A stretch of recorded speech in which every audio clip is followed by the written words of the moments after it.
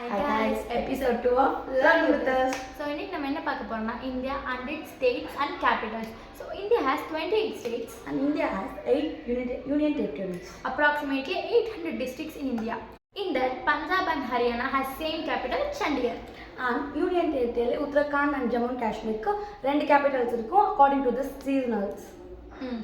So இது வந்து இப்போ நம்ம கேபிட்டல்ஸ் யாருக்கு எப்படி தெரியுதுன்னு ஒரு சேலஞ்ச் மாதிரி பண்ண போகிறோம். ஓகே, ஸோ ஃபர்ஸ்ட் நான் ஸ்டார்ட் பண்ணுறேன்.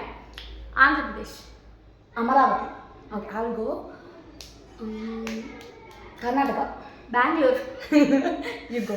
அஸ்ஸாம், Patna.